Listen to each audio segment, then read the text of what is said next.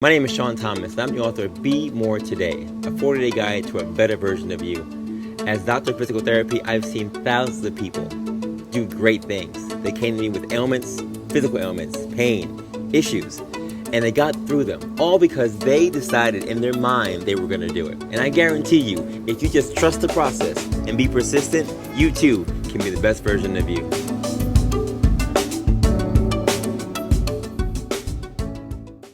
Have you ever been out and about, traveling, running, and you're trying to figure out how to hold everything on you? Phone, keys, wallet, lip gloss, lip balm, your gels. I gotta tell you, the best belt you can ever use is by one company, and that company's name is Spy Belt. Spy Belt makes an innovative running belt that solves the pocket list problem. Whatever small personal items, SPI, need to be toted during physical activity, you will hold it in your very discreet, expandable running belt with comfort and ease over any distance. And those are the words taken right from Kim Overton, CEO and founder and inventor of the Spy Belt product. Kim's a great friend of mine. She sponsors the Be More Today show, and we support all things that Kim does. So, if you're looking for the best belt on the market, visit spybelt.com today and check out all their amazing belts. I wear them for all my runs, and I think they are the best. If you go on today and use the code BeMoreToday, you can get 10% off any of their merchandise. So, check out spybelt.com, and let's continue to be more today with Spy Belt. Run smart, run free, run with Spy Belt. Don't let aches and pains hold you back from living your life. At JAG Physical Therapy, our experienced clinicians create a personalized treatment plan that fits each and every patient's needs uniquely. Whether it's recovering from an injury or enhancing your performance, we've got you covered. With over 150 locations throughout New York, New Jersey, and Pennsylvania, there is sure to be a JAG Physical Therapy location near you. Visit jagpt.com and book an appointment today to get back the life you love. That's jagpt.com. jagpt.com. Welcome to the Be More Today show. Don't forget to like and subscribe to our show today. Now, let's hear it from our host, Dr. Sean Thomas. What's going on, folks? Your boy again, Dr. Sean Thomas, back in the building with the Be More Today show. We are back in the building, folks. And again, we're here in season 6 of the Be More Today show, going strong in 2025. And our theme is being more alive in 2025. We're doing that. We're finding more ways to stay active, to keep moving. As you know, my Be More Today site is out there with my first and now second book, Project More, which is doing very, very well.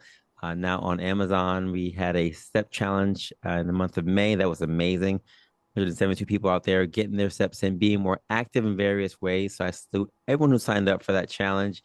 It will again resume in July 1st, and registration actually opens up in June 1st. So if you want to be part of that challenge, by all means, go on BeMoreToday.com and sign up for the Steps for Greatness Challenge. You would not be disappointed. It is very, very fun and very, very amazing to see people going out there and taking their health and wellness very, very seriously. This show has been doing so many things, including that for the last 6 years. Our More merch store continues to be out there. And for those who have listened to the show for the last couple of years, now heard in 91 countries, over 72,000 downloads. Again, love and support goes to show that this show is doing well and continuing to inspire others to be more today. So I salute you all, our JAG sponsors, our Spy Belt sponsors, and our monthly patrons.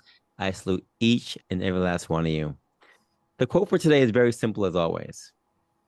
Movement is a medicine for creating change in a person's physical, emotional, and mental states, by Carol Welch. As you already know, I'm a physical therapist by trade, and I work for JAG Physical Therapy, and I have a number of people that I've had the pleasure of meeting in my tenure here the last 14 years. So many great physicians and PTs and even chiros and PAs and nurses, and so many people come together to make sure that we take care of our patients well.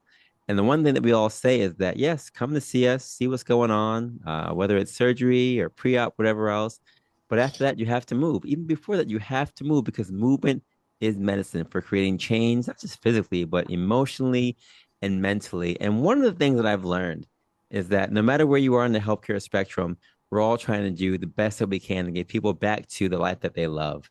And I've been meeting so many great people, and one amazing doc that I've had a chance to meet in the last couple months, actually, at my clinic in Georgetown, is Dr. John Bianchi. Now, he is a lover of many things and has a passion for movement as well. But Dr. Bianchi DO is a primary care sports medicine physician that specializes in non-operative management for orthopedic conditions affecting the entire body. Dr. Bianchi earned a Bachelor of Engineering in the field of biomedical engineering from Stevens Institute of Technology and a doctorate of osteopathic medicine from New York Institute of Technology College of Osteopathic Medicine. His studies allowed him to develop a deep understanding of the human body from anatomic and physiological standpoint. He went on to complete a family medicine residency at St. John's Episcopal Hospital, where he served as chief resident and a sports medicine fellowship at Northwell Plainview Hospital. Dr. Bianchi's sports medicine training included management of a wide variety of musculoskeletal conditions affecting the extremities, spine, joints, muscles, ligaments, and nerves. He's experienced in diagnostic and interventional ultrasound using trigger points injections, steroid, hyaluronic and acid joint injections, platelet-rich plasma, PRP, and so much more. And he practices a hands-on approach for treatment. Now, I'm so excited because he's worked with so many athletes, so many sports, including football and wrestling and soccer and basketball, rugby, and even those who have run, just like me, the NYC Marathon. He currently serves as team physician for Xaverian High School, which is his alma mater, and he is an active member of the American Osteopathic Association for Sports Medicine and the American Medical Society for Sports Medicine. He has presented a research abstract on both organizations at annual conferences and prides himself as a proud Italian American who's happy to serve the area of Brooklyn and New York. And I'm happy to say a colleague of mine because we serve the Brooklyn area together in the Georgetown region. Ladies and gentlemen, boys and girls, pets included, please welcome to the stage my new best friend and one of the docs that I highly regard and highly respect, Dr. John Bianchi. Dr. John, what is going on? Thank you so much for having me, Sean. That was quite an intro. I really appreciate it. Living the dream right now. That's it, man. Doing what I love every day. So it's great. I love it. I love it. Well, I appreciate you making the time today. It's great to talk to you on this platform. I've seen you many times, and I got to say, you are one of the friendliest docs that I've met. From reaching out and coming to the office, coming to see me. A lot of doctors will say, "Hey, you want to come see me? Come to my spot, come to my clinic, right?" And no, you were like, "Yo, can I come over? Can I come over and see your place?" And I was like, "Yeah, come on over. You can come on over whenever you want." And it was just really refreshing connecting with you, linking up with you, and really seeing that, you are a man of your word, and you're very, very personable. And I'm floored by how much your patients love you and respect you and adore you because they always come to me saying, Dr. Bianchi's great. I'm like, yeah, I know. And it's great that I can actually say that because I know for myself that you are. So, I respect you a lot, and I'm just happy that you made this time to be on the show today. I really appreciate it. Of course, of course. And yeah, like I appreciate PTs like you, and like you were bringing up before, how like you met plenty of chiros and plenty of other docs and other PTs, that it's really a team effort when it comes to patient care. So like getting to know you, and it's just as important as you to know me as it is for me to know you, because when people say, hey, where can I go for some good quality PT? I know a guy, Sean, like I'm going to send you over there, and like, I know his spot. I know what it looks like, I know that you have the equipment there. That's another, I was kind of checking you out too. I was, testing you a little bit, but yeah, but, I want to make sure that everything is there, and, I'm happy to say that, that we had a great experience meeting each other, and, a great relationship was built, and I'm really happy to be on the show. Awesome. Let's get right into it. So many questions for you. And I've had a number of MDs on the show over the years, and they've had various specialties, but you are the first who's had a non-operative approach. And I'm curious, and listeners are curious as well, why did you choose this path of treatment? You've done many things in your career, but a non-operative approach is something that is not one that most people tend to gravitate towards. So what sparked your philosophy about this treatment you've been doing for the last number of years? So it really even goes back to my schooling. I'm not an MD, I'm a DO, right? And a DO stands for a Doctor of Osteopathic Medicine. And that's where I went to school at NYIT, College of Osteopathic Medicine. And the tenets, the principles of osteopathic medicine, a lot of them have to do with the body being able to do the job that a lot of medicines and procedures are trying to replace, right? And your body is a unit that's able to repair itself and heal itself as long as its structure and function are aligned. And as far as what I like to do from a non-operative approach is I just like to optimize the body to make it do what it's supposed to do. It saves patients time in recovery. It saves them pain. It saves them money. I think it's a win-win for everyone. Yeah, no, I agree with you. And I think it's amazing because, as a PT, clearly I don't operate. But one of the things that we talk about in PT school and even in our practice is, before we talk about surgery at all, let's figure out what we can do exercise-wise. What can we do in terms of stretching? What can we do in terms of strengthening? What are the things that are functionally going on with you? Because surgery should be a last resort. But some people come in and they want to just, I want to have surgery for this. I'm like, hold on a second. Surgery for what now exactly? What's going on? Let's talk about what the other options are. And if those things don't work, then of course we can have surgery as a last resort. So I'm glad Right. that there are, docs like you who are out there with that same mindset. And I think when we come together and talk about patient care and plans of care, it's amazing because now we can really figure out all the different options that people have before having to really go through an invasive surgery that can definitely change the trajectory of their lives, for the long haul. So I think it's great. Sure. And I think you kind of hit the nail on the head there. A lot of patients, they don't know about a non-operative approach. They just think, hey, I know I need the surgery for this. I know I need the surgery for that.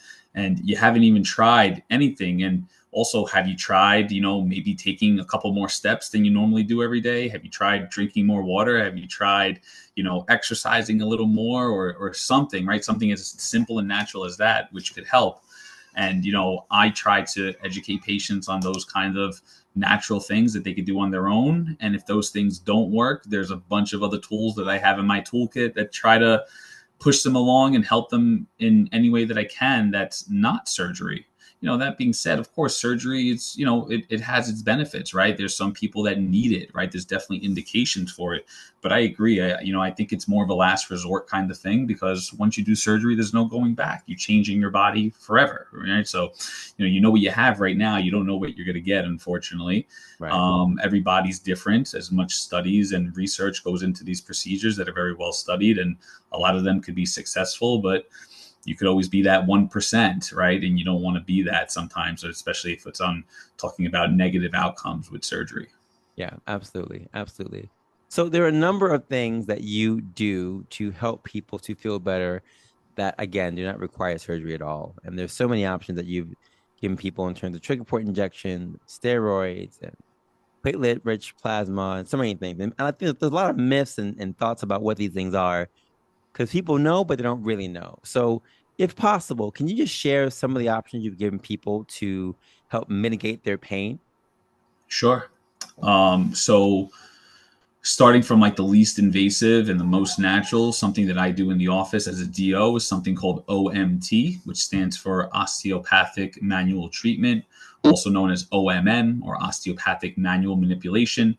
And it has a lot of similar principles that chiropractors, like some chiropractic care techniques have, or even some of your PT manipulations and PT massage kind of treatments where, you're kind of working on the muscles manually.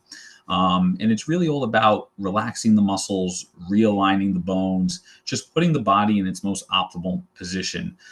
Sometimes that involves cracking and twisting, and it can be aggressive, but a lot of times I really do a lot of soft tissue work, just working on the tissues, trying to relax them and realign the bones. And a lot of patients feel good after this, and they try to continue with physical therapy and their own exercises afterwards to continue their strengthening. So that's really one of the thing that's different as a DO that I do, different from MDs. That being said, I work in an orthopedic practice, and I do a lot of the traditional things that a lot of other orthopedists do, especially from a non-operative standpoint. And that includes things like trigger point injections, where patients may have tight muscles, spasms, and they need those spasms to be relaxed.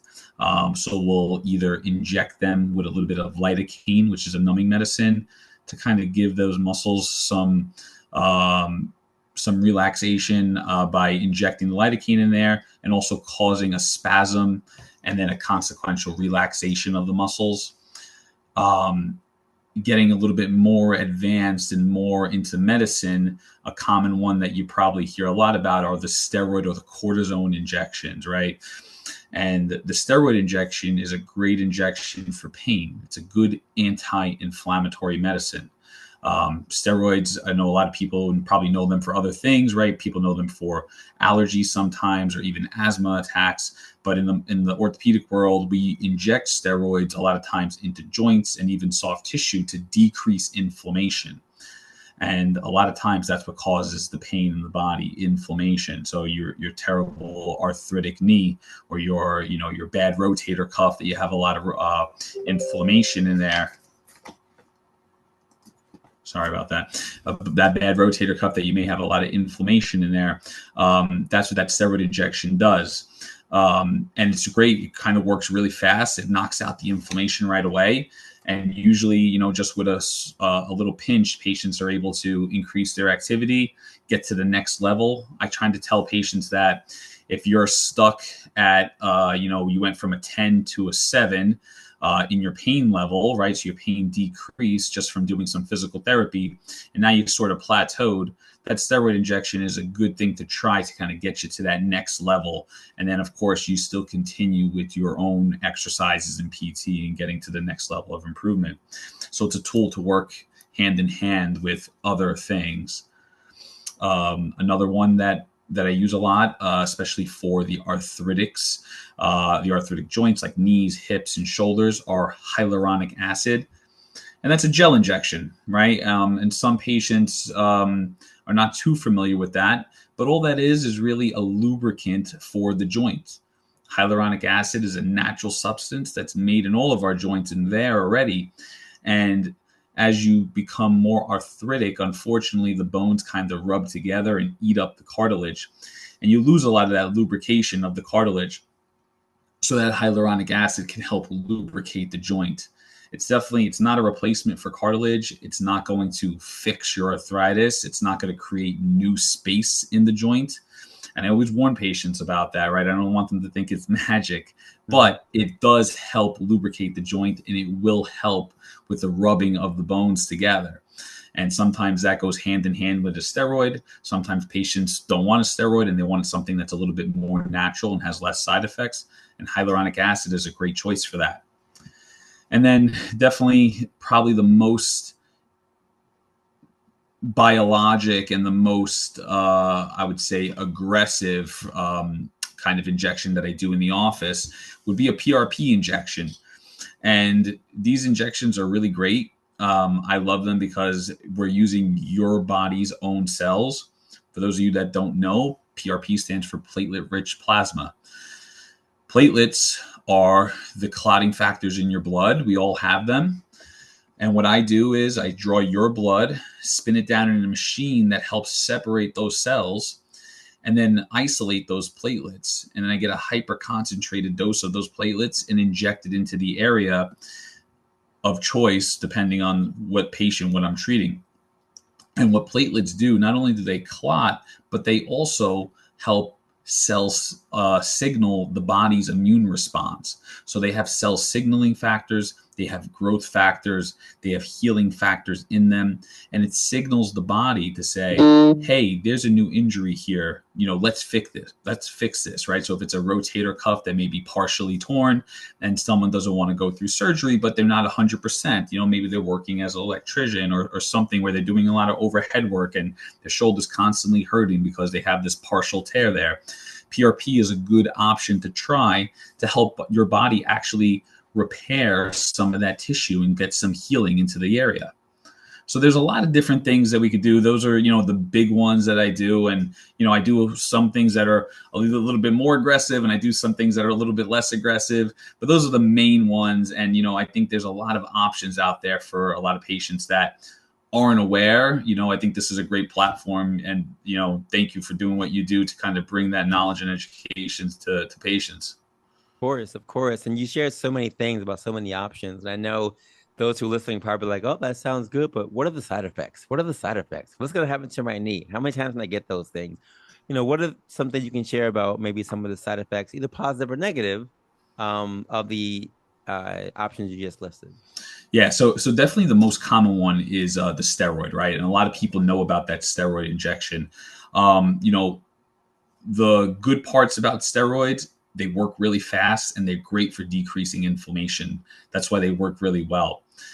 Side effects, first of all, whenever we do any injection, anything that I just mentioned, we're introducing a needle with medicine into the body, right? Something that's not there before. So there's always risk, right? Whenever we introduce a needle or foreign substance into the body, there's risk of infection, there's risk of bleeding, there's risk of pain, there's risk of soft tissue damage, getting a needle through an unintended area, right? Accidentally. Now, of course, we take proper precautions, right? We do a lot of cleaning. We do this under sterile precautions whenever we're doing these procedures. We also make sure that whenever I do an injection, I make sure that I'm using my ultrasound to make sure that I'm not going to miss, right? That I'm guide my needle into the right place. But the main side effects, especially specific for steroids, would be that number one, they could temporarily increase your blood pressure and your blood sugar. So you got to be careful for our diabetic patients, our hypertensive patients. Those are things that we got to look out for. Also, another thing that steroids could do is that they can cause damage if you do repetitive injections over time. So I had a patient today, actually, who I did an injection into her elbow. She was suffering from some tennis elbow, and PT wasn't really working for her. We did an MRI, confirmed she had a partial tear, and that was flaring up and causing her a lot of pain. And I did an injection for her about 2 weeks ago, and she came back today and she said, I'm so scared. And I was like, uh-oh, this injection didn't work. And she was like, no, I think it worked too well. And now I don't know, like, if this is just masking the pain, am I going to hurt it again if I start getting active again? And I said, no, you could start to strengthen it now. It's been enough time. You start strengthening it. But she was like, I don't want to become addicted to this, because that's how good she felt, right? So we got to be careful not to say, all right, well, you want that quick fix, let's just keep doing these steroids, because a side effect of steroids is actually they could decrease the blood flow to the area a little bit. And that's exactly right. So inflammation is caused by blood flow, right? If you have increased blood flow, you're increasing the blood content, the white blood cells that get to the area. So steroids work by decreasing that blood flow to the area. So you could get things like tissue damage. It could kind of wear out the cartilage if you're doing it in a joint too much. It could kind of wear out the tissue, the soft tissues that need that blood flow to repair. Now, again, you got to be smart when you're using them. In a acute inflammatory process, this is a great thing to decrease your pain, but you don't want to start doing every other month that you're doing a steroid injection in the same area, because eventually that will build up, that poor blood flow will build up, and you could get things like avascular necrosis, osteoporosis, right? Or even sometimes even tendon damage, like rupture and things like that. Mm-hmm. So those are all things that we look out for, but that's the main side effect when it comes to steroids. Awesome. And any myths that you have heard people say to you that you're like, oh, that's not true, don't worry about that, or be like, oh yeah, that's actually accurate. Any myths that patients have shared with you that you've debunked that you want to share, or anything that comes to mind? No specific myths, but I will say that I hear a lot of patients that come in and say, oh, well, my cousin had that shot and it didn't work for him, or, my uncle had his knee replaced and, now he can't walk. And, and I hear a lot of that from patients. And I think us working together, using our knowledge together, I think like having multiple sources reaffirm the knowledge, right? The correct thing is the best thing to do for patients. So, if I tell them, hey, think the steroid injection will help you. I think that the steroid injection will decrease your pain, and here's why. And I'll explain those reasons. And then I can say, you know what, why don't you see Sean and talk to him and, bounce the idea off of him and see what he thinks about it. And, and then you say, hey, I've seen a lot of patients that Dr. Bianchi has seen, and he's done steroid injections on them and they're doing great, So I think, again, like us working together to spread that knowledge helps. But yeah, I would say that's like probably the most common thing that I see. It's like, hey, my friend or family member did this and it didn't work. Yeah. It's kind of hard to break through that barrier sometimes for the patient, that mental block that they'll have. But I think that's a good way to do it, is to kind of work together and us both be on the same page. Yeah, completely agree with that. Any advice you want to share? So I have a number of patients who, even with therapy, right? They come in therapy and they do it and they don't get better, right? They're actually doing what we asked them to do, doing our exercises, home HEP, they're icing, they're stretching, but they're not getting better, right? And then I either refer them back to their DO or their MD and say, you know what, we did what we can. I'm not really sure if he's going to help anymore. We kind of reached our max. What are the next options? And I'm sure for you, you've had patients who you work with that you've done the injections, but they still have pain, they still have issues. And they're in a place where now they're thinking about possibly looking at surgery as a next step or other non-surgical methods. What are your thoughts, and what do you tell your patients when they've done the injections, they've done all the things you want them to ask them to do, but they haven't really seen any improvement and they're looking for the next step? So the benefit of working in a big orthopedic group like I do is that I work with a lot of surgeons, and I have that option to refer when I think that next step is necessary. And I do see that a lot. The patients that are really doing their homework, they tried the steroids, they tried the gels, they're doing PT 3 times a week and home exercises on the weekends, and it's just not getting them there. And they want to try to avoid surgery still. My advice to patients in that situation is always the same. And what it is there's a couple of things that I look for when I say, okay, surgery, or at least a referral to go talk with a surgeon, is indicated.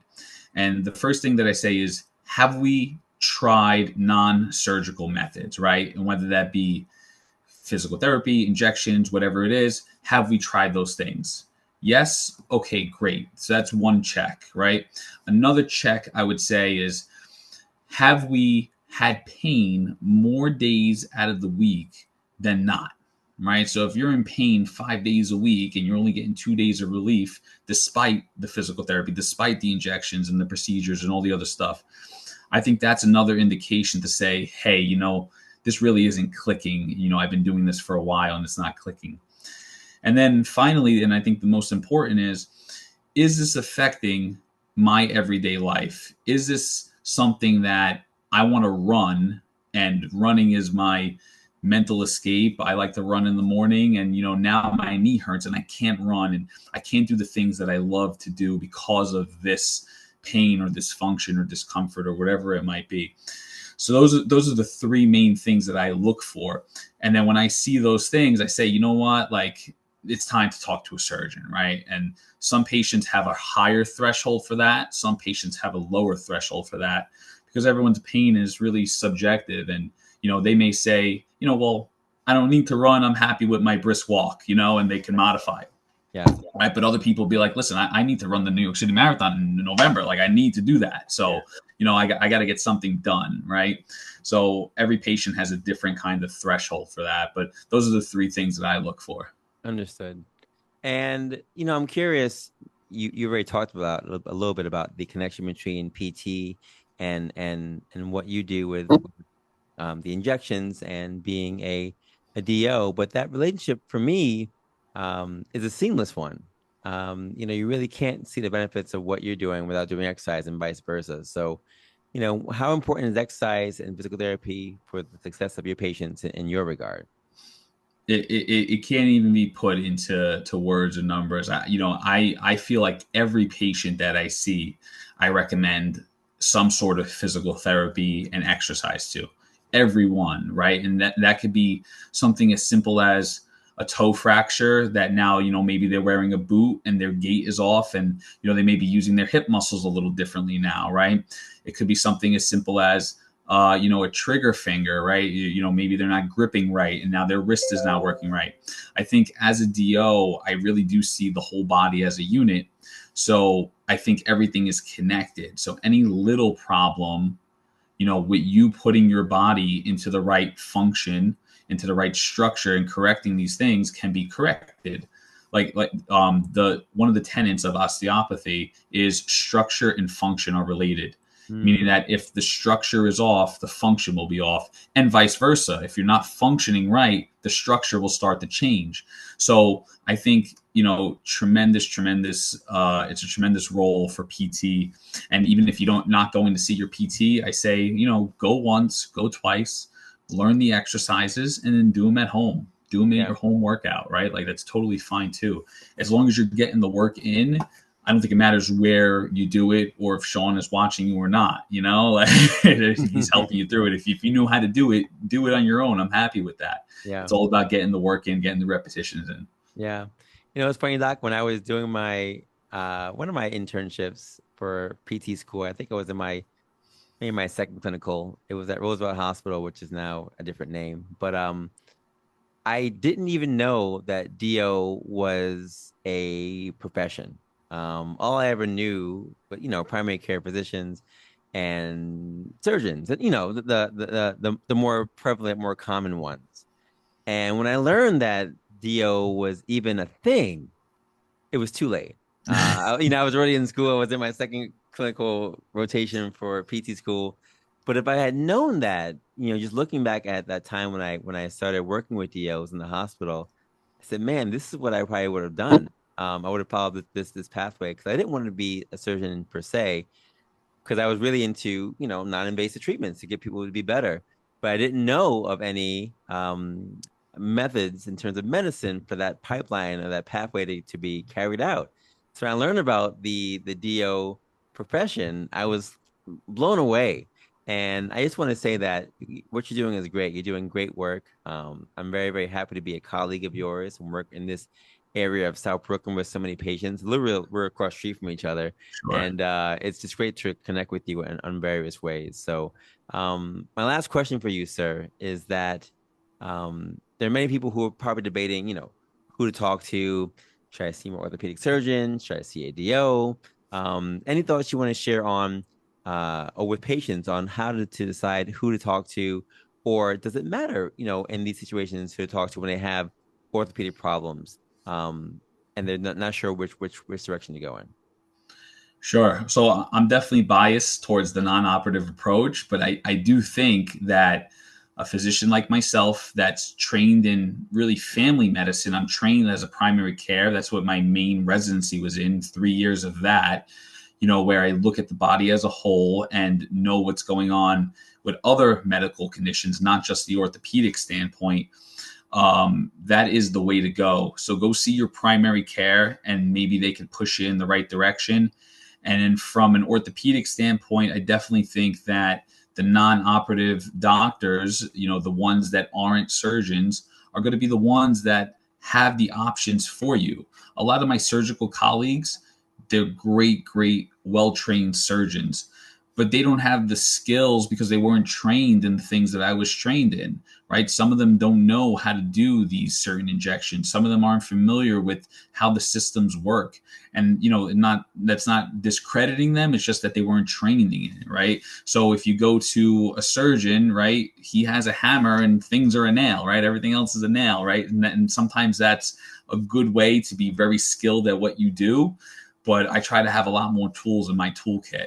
And I think from, again, an orthopedic standpoint, the primary care sports medicine physician like myself, I think that's a great place to start. And like I said, I could always push you in the right direction if you need that surgical intervention, right? But I think there's a lot of things to try beforehand. So I'm definitely biased towards a primary care sports med doc like myself. Awesome. Doc, any final thoughts you want to share with patients or how they can connect with you on social media or in your offices? Sure. So I work for a company. It's called Total Orthopedics and Sports Medicine, and we're located all over Long Island. My office, where I'm mostly at, is in Brooklyn. We're in Sheepshead Bay area. We're in the Georgetown area as well. And then also we're all over Long Island. We have plenty of offices with urgent cares open 7 days a week where you could come in, and see a PA, an orthopedic PA trained that day, and they'll set you up with an appointment to come see a doc like me or one of my other colleagues right away. So that's Total Orthopedics and Sports Medicine. My social media is Medical Bianchi, and I'm on Instagram. So yeah, you can definitely connect with me. And of course, a lot of colleagues at JAG. I like to come through to JAG a lot, and talk to some of the guys there, and talk to some of the physical therapists there. So if anyone has questions, I love to bounce ideas and communicate with you guys as well. And feel free, to send my contact information to whoever may need it. Awesome. I'll definitely put that in the show notes so people have it. And Doc, I really appreciate you making the time. Thank you so much for being on the show and for sharing the great work that you're doing, not just in the Brooklyn area, but across the world. I mean, you're doing great things and inspiring others to know that there are other options besides surgery, that they can go in there and try all these different methods and can see results. So I really appreciate you and appreciate the work you're doing. Of course, man. Thank you so much. I appreciate it. No problem. And folks, to quote from today, don't forget it. Movement is medicine for creating change in a person's physical, emotional, and mental states by Carol Wench. Dr. Bianchi he said it very, very plainly. We have to keep moving, and there are many, many ways and methods and options you have to keep doing so. Talk to your primary care physicians, talk to a DO like him, find someone who's going to make sure that you have all the options you need to make the best decision for your life. And whether it means doing injections or doing other things in the interim, along with working out and doing your exercises, of course, you can find many ways to get back to the life that you love. So go out there and check him out. I'll put his information in the show notes as well. And thank you so much for being, again, a part of the Be More Today show. Until next time, continue to be more in 2025 and continue to be more alive this year. We love you guys so much, and we'll see you guys next time. Peace.